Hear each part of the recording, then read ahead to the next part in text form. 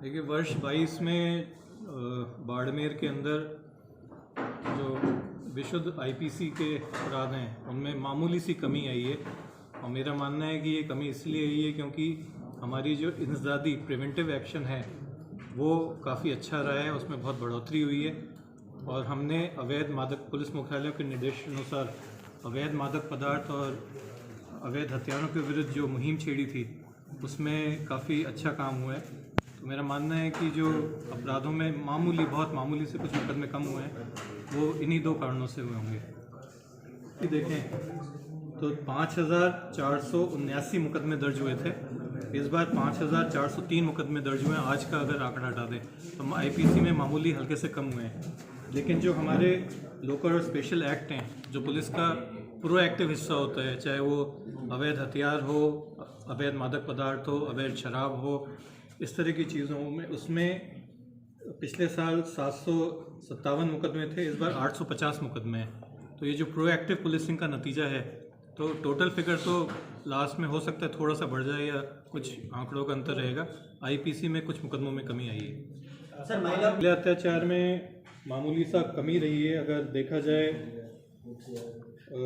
Total संख्या अगर आप देखें, पिछले साल 1,254 मुकदमे दर्ज थे, इस बार 1,121 मुकदमे, जिसके अंदर दहेज हत्या पिछली बार 33 थी, इस बार 24 है।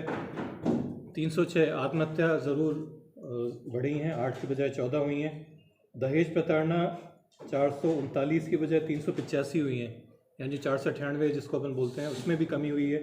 इसके अलावा बलात्कार 236 मुकदमे की बजाय 224 मुकदमे दर्ज हुए हैं, उसमें भी मामूली कमी हुई है। छेड़छाड़ 354 इसको अपन बोलते हैं, 401 मुकदमे पिछले साल थे, इस बार 355 मुकदमे हैं। अपहरण पिछली बार 113 थे, इस बार 103 है। तो महिला अत्याचार के आंकड़ों में हल्की सी कमी आई है इसमें सभी हेड्स में। बाकी एक्सीडेंट में जैसे आपने पूछा, तो एक्सीडेंट में गत वर्ष के मुकाबले 389 डेथ हुई थी, इस बार 416 डेथ हुई हैं। 694 पिछली बार घायल थे, 663 इस बार घायल हैं।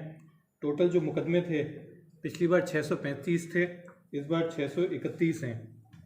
तो सड़क दुर्घटना में 3-4 मुकदमे भले ही कम हुए हैं, लेकिन जो डेथ हुई हैं वो ज़्यादा हुई हैं। उसका सीधा जो सामने आ रहा है, एक तो तेज़ गति से चलाना, लापरवाही से चलाना, आमने सामने भिड़ंत होना, क्योंकि अपने जितने भी नेशनल हाईवे, स्टेट हाईवे हैं, वो चाहे 2 लेन हो चाहे 4 लेन हो, उसमें बीच में डिवाइडर नहीं है।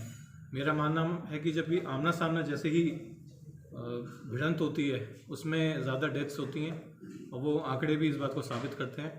तो हमारा एक चीज़ जिसमें चाहे इसको कमी बोल लें या इसको ये बोल लें कि अच्छा नहीं है, वो है दुर्घटनाओं में मृतकों की संख्या।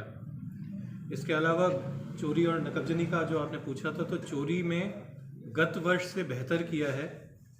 जितनी रिकवरी हुई है उसकी प्रतिशत में भी इजाफा हुआ है, गिरफ्तार व्यक्तियों की संख्या में इजाफा हुआ है। दुपहिया और चौपहिया वाहन पिछले साल से ज़्यादा पकड़े हैं, पर भी उसके बावजूद भी व्यापक गुंजाइश है इसमें और कार्य करने की। तो जो हमारी कार्य योजना है वो आंशिक रूप से उस सफलता मिली है। विशेषकर चोरी और नकबजनी को देखें, उसमें हम लोग और अधिक प्रयास करने का कोशिश करेंगे। बाकी जो दूसरे मेजर हेड्स हैं, हत्या है, लूट है, डकैती है, उसमें लूट के 2-3 मुकदमों को छोड़ के शेष खुल चुके हैं। हत्या में एक भी अदम पता नहीं रहे, जितने भी बिना किसी सुराग के, बिना किसी उसके हत्याएं हुई थी, वो सब में 100% सफलता मिली है खुलने में। सर, एक 2 मुकदमे जिसमें हमें सफलता भी नहीं मिली और जिस पे मैं मानता हूँ कि हम और काम कर सकते हैं, वो कवास में एटीएम लूट और एक बैंक की लूट हुई थी समदड़ी में। ये 2 मुकदमे नहीं खुल पाए हैं, इस पे हमारी टीमों ने काम किया, पर दुर्भाग्यवश सफलता नहीं मिली। पर हमने अभी इसको छोड़ा नहीं है। अब साल शुरू होगा तो नए सिरे से वापस इसमें नई टीम गठित करके कोशिश करेंगे। मेरा व्यक्तिगत मानना है कि कितना भी बड़ा, कितना भी शातिर अपराध और अपराधी हो, कोई ना कोई ऐसा सुराग छोड़ के जाता है कि आप ढूंढते रहो तो कुछ ना कुछ मिलता ही है।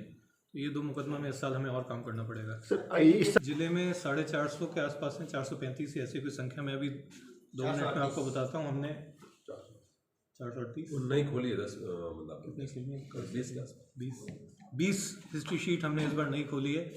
हिस्ट्री शीट खोलने का मकसद ये रहता है कि जो व्यक्ति अपराधी और आपराधिक गतिविधियों पे है उस पर निगरानी रख सकें, उस पर अंकुश लगा सकें। जैसे ज़िले के चयनित 20 हार्डकोर अपराधी हैं, तो हमने पूरे साल उन पे काम करा और 13 को हमने पूरे वर्ष जेल में रखा 20 में से। तो वो उस तरह का हिस्ट्री शीटर्स पे भी प्रयास रहेगा कि उनको पाबंद भी कराएं, उनकी बेल अगर हुई है तो वो कैंसिल हो सके, और अन्य अपराधों में कहीं वांछित है तो उनको पकड़ा जा सके। सर एनडीपीएस में और आर्म्स में ज़िले ने इस बार बहुत मेहनत करी, उसका नतीजा भी देखने को मिला। गत वर्ष 74 मुकदमे दर्ज हुए थे एनडीपीएस में, इस बार 127 मुकदमे दर्ज हुए हैं।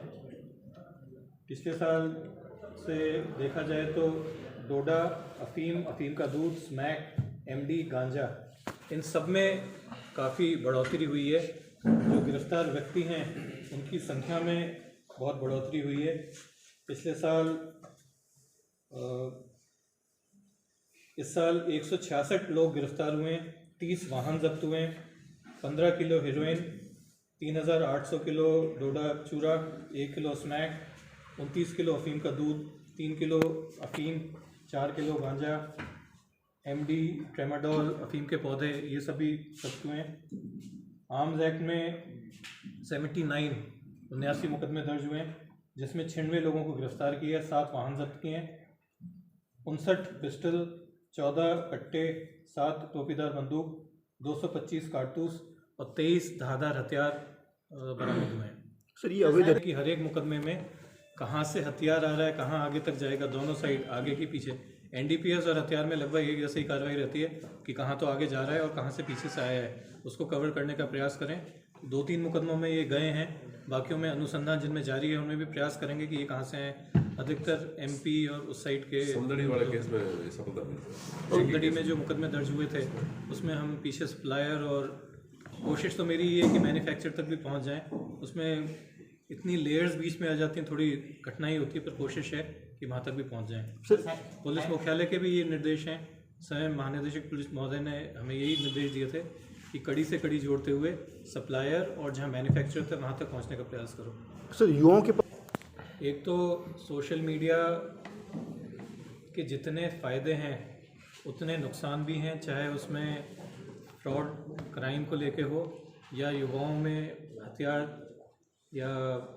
हथियारनुमा कोई सी वस्तु को दिखा के अपना वीडियो बनाने का और उसको सोशल मीडिया पर डालने का ट्रेंड हो। दूसरा, अवैध गतिविधियों के लिए, चाहे वो तस्करी हो, चाहे चोरी हो या लूट हो, उसके लिए इन हथियारों का प्रयोग करना, या आपसी रंजिश में, जैसे कि रामसर में जो हत्या हुई थी उसमें यही हुआ था, आपसी रंजिश और लड़ाई में उन हथियारों का प्रयोग करना।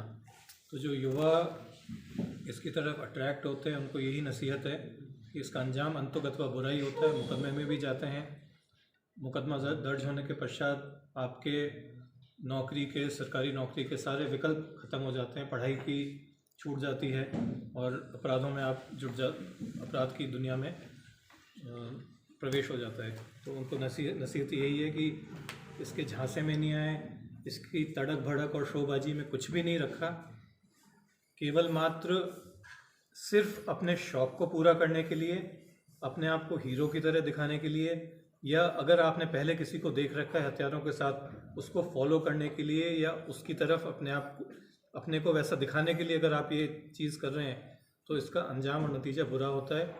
इसमें सोशल मीडिया पे निगरानी भी, सोशल मीडिया मॉनिटरिंग सेल बन गई है, और अक्सर कोई होता है और कोई जना उसका विरोधी होता है तो वो भी सूचना दे देता है, तो उसमें फिर विधिक कार्रवाई होती है। कि जो सोशल मीडिया पे हथियारों के साथ दिखाते हैं अपने आप को या प्रदर्शन करते हैं, कोई चीज़ देखते हैं, उनके जो फॉलोअर हैं, कोई लाइक कर रहे हैं उनको या साझा कर रहे हैं उनकी चीज़ों को, उनके ऊपर भी निगरानी रखी जाए, और अगर विधिक कार्रवाई की श्रेणी में आए तो उन पर विधिक कार्रवाई भी हो। जैसे मैंने अभी कुछ टाइम पहले आपको बताया था कि बालक बालिकाओं का चाइल्ड पोर्नोग्राफी को लेके भारत सरकार, राज्य सरकार, पुलिस मुख्यालय बेहद गंभीर और चिंतित है। एनसीआरबी ने एक टिपलाइन बनाई है, वो सोशल मीडिया को, व्हाट्सएप को, फेसबुक को, ट्विटर को, बाकी सब चीज़ों हैंडल्स को उनको मॉनिटर करते हैं, वहाँ पे अगर चाइल्ड पोर्नोग्राफी का कोई मैटर होता है तो उसकी टिप राज्य सरकार को भेजते हैं और जिला मुख्यालय से हर एक ज़िले में पहुँचती है। इस वर्ष 22 में 20 मुकदमे दर्ज हुए हैं, 15 लोग गिरफ्तार हुए हैं, 5 मुकदमे अभी पेंडिंग हैं। उसी तरह से यही हथियारों को लेके भी इसको इसी तरह से मॉनिटर किया जाता है। सर 2000 जब से बजरी खनन पे रोक लगी थी एनजीटी द्वारा और लीज कुछ जगहों पे शुरू हुई थी तो काफ़ी बड़ी संख्या में माफिया पनप गए थे। उसमें अवैध बजरी वाले, रॉयल्टी वाले, पुलिस, आरएसी सब मिलकर निरंतर कोई ना कोई घटना दुर्घटना होती रही है। उस पर राज्य सरकार और पुलिस मुख्यालय के स्पष्ट निर्देश थे। नंबर 1, कोई भी पुलिस वाला किसी भी सूरत में इन्वॉल्व नहीं हो। हमारी तरफ से क्लियर डायरेक्शंस थे पूरे ज़िले को कि किसी भी सूरत में किसी भी पुलिस वाले की बजरी खनन में या अवैध बजरी वालों के साथ संलिप्तता बर्दाश्त नहीं की जाएगी। तो उसमें संतोषप्रद रहा, कोई पुलिस वाले की ऐसी भूमिका सामने नहीं आई। एक शिकायत थी, उस कांस्टेबल को निलंबित कर दिया था। इसके अलावा जैसे ही कोई सूचना आती थी या कोई घटना होती थी तुरंत उस पर मुकदमा दर्ज के जो अधिकतम धारा लग सकती थी उस अपराध के लिए उनको रख के मुकदमे दर्ज हुए हैं। एग्जैक्ट आंकड़ा ध्यान नहीं, करीब 15 मुकदमे हुए। इस गत वर्ष में कम से कम 15 मुकदमे दर्ज हुए हैं जो अवैध बजरी खनन में या पुलिस की टीम पे या आरएसी की टीम पे या रॉयल्टी की टीम पे हमला हुआ है उसको लेके हुए हैं। साइबर क्राइम में अभी मैं जब गत वर्ष पिछले 21 में जब ज्वाइन करा था तब 1 माह में 1 शिकायत आती थी। अब प्रत्येक सप्ताह 2 शिकायत आती है, अर्थात 12 शिकायतें जो थी वो बढ़ के 100 से ऊपर क्रॉस हो गई, यानी कि 10 गुना बढ़ गया होगा। तो ये सिर्फ बाड़मेर में नहीं हुआ, पूरे राजस्थान पूरे हिंदुस्तान में हुआ होगा। उस साइबर क्राइम से कमर कसने के लिए पुलिस मुख्यालय के जो हमें निर्देश मिले हैं और जो कार्रवाई चल रही है उसमें एक तो साइबर थाने का गठन हुआ है जहाँ पे डीवाईएसपी रैंक का अधिकारी एसएचओ रहेंगे। 15 लोगों को वहाँ पे पदस्थापित किया गया है और राजस्थान पुलिस ने 3 स्थानों को चिन्हित किया है उन लोगों को प्रशिक्षण दिलाने के लिए। एक आरपीए, एक बेंगलोर का इंस्टीट्यूट है और तीसरा मेरे को नाम ध्यान नहीं आ रहा। उन 3 स्थानों पे जो साइबर क्राइम थाने में पदस्थापित लोग हैं उनको अच्छी तरह से प्रशिक्षित किया जाएगा, क्योंकि अभी मैं मानता हूँ वर्तमान परिस्थिति में इस समय आज की तारीख में साइबर क्राइम इस गति से बढ़ा है और साइबर क्राइम करने वाले इतने शातिर हैं कि हमारी पुलिस इस समय उनको मुकाबला करने के लिए नाकाफ़ी है। तो साइबर क्राइम थाने के गठन के बाद, इनके प्रशिक्षण के बाद में इन प्रशिक्षित लोगों से प्रत्येक थाने पे भी प्रशिक्षण दिलाया जाएगा ताकि हर एक थाने पे उस पर अंकुश लगाया जा सके उनकी गतिविधियों पे। देखिए, प्रत्येक दिन नए चैलेंज लेके आता है, चाहे कानून व्यवस्था के हों चाहे अपराध के हों। मेरे को इस बात की खुशी है कि बाड़मेर पुलिस में मेरे साथियों ने, पुलिस मुख्यालय ने जो निर्देश दिए थे उनको काफ़ी हद तक उसकी पालना करने में सफल रहे हैं, विशेषकर अवैध मादक पदार्थ और अवैध हथियार। तो सबसे बड़ा चैलेंज तो अभी भी वही है। मेरा मानना है कि हमने इतनी कार्रवाई कर ली, उसके बावजूद कितनी कार्रवाई और की जा सकती है। दूसरा, कुछ अनसुलझे प्रकरण थे, गंभीर प्रकृति के थे, चाहे धोरीमना में मूक बधिर युवती के साथ में दुष्कर्म की बात हो या एक युवती के साथ एक लाल बाबा द्वारा किए गए कृत्य से जिससे वो गर्भवती हुई थी और गर्भपात हुआ था उसका हो, और फिर वो 11 महीने उनको पीछा करना पड़ा। तो ये एक सड़क दुर्घटनाएं जो बढ़ रही हैं निरंतर, वो हमारे लिए एक तीसरा चैलेंज है। बाकी महिला अपराध, SC ST, कमज़ोर वर्ग, इनके प्रति जो अपराध होते हैं उस पर पुलिस मुख्यालय और ज़िले की प्राथमिकता रहती है। उसको मैं चैलेंज नहीं मानता क्योंकि वो नियमित कार्यों में से हमारे एक है। चैलेंज मेरे लिए इस समय जो युवाओं में नशे का प्रचलन बढ़ रहा है, एक तो ये है सबसे ज़्यादा, उस पर किस तरह से अंकुश लगाएं, कैसे रोक सकें। दूसरे, अवैध हथियार इतनी आसानी से जो उपलब्ध हो जाते हैं उनको चेन बना के जहाँ से मिल रहे हैं उस कड़ी तक पहुँचना, ये हमारा सेकंड चैलेंज है, इस पर हमें काम करना है। तीसरा चैलेंज दुर्घटनाओं, सड़क दुर्घटनाओं को लेके है, लेकिन उसमें जहाँ एक घर में पहले एक दोपहिया वाहन होता था वहाँ अब 2-2, 3-3, 4-4 चौपहिया वाहन है। तो गाड़ियों का घनत्व इतना ज़्यादा बढ़ गया है सड़क पे, सड़क की क्वालिटी अच्छी बढ़ गई है कि स्पीड वो बढ़ा देते हैं। तो तीसरा चैलेंज वो मुख्य उभर के आ रहा है सामने।